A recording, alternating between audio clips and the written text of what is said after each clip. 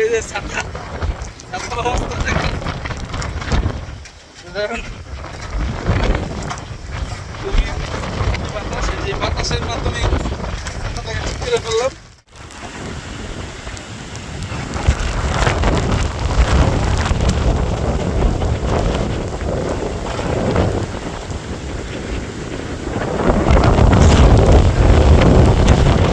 সবাই কেমন আছেন? আজকে একটা মিনি ব্লগ বানাবো। এখন আমি আমাদের ছাদে যাচ্ছি। প্রচণ্ড বাতাস শুরু হয়েছে, তো ছাদে গিয়ে দেখবো যে কি অবস্থা চলতেছে এখন।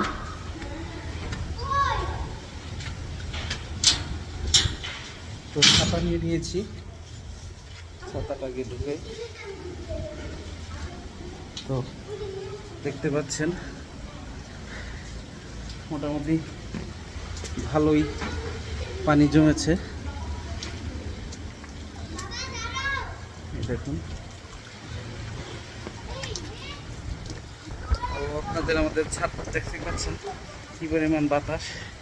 ছাতা ভিতরে আছে, এখনো বাহিরে যায়নি, ছাতা উড়িয়ে নিয়ে যাচ্ছে। তো আপনাদের একটু আমাদের ছাদটা দেখাই কি অবস্থায় আছে।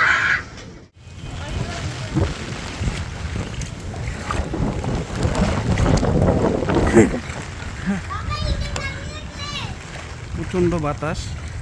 তো আমাদের ছাদে কিছু গাছ লাগানো হয়েছে, দেখুন এগুলোর অবস্থা। এগুলো দেখতে আসছি যে কি অবস্থা আছে।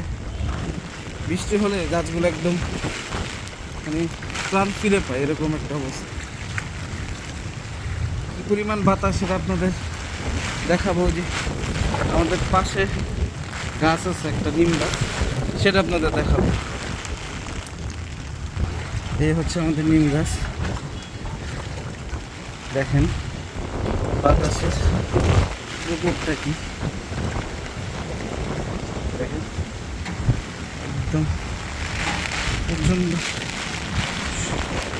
দেখতে পাচ্ছেন। আমি নিজে দাঁড়ায় থাকতে পারতেছি না, এত বাতাস।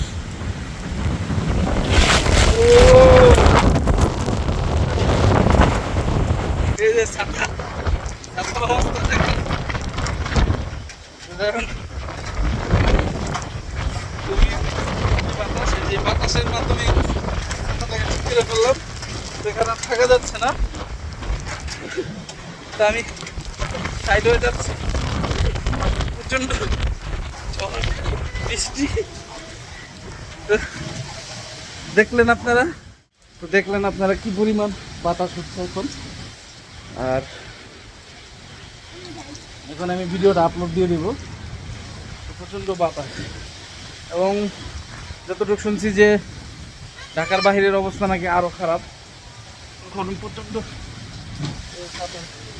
ছাতাটা গেল নষ্ট হয়ে। তো আমরা এখানে থাকবো না, নিচে চলে যাব।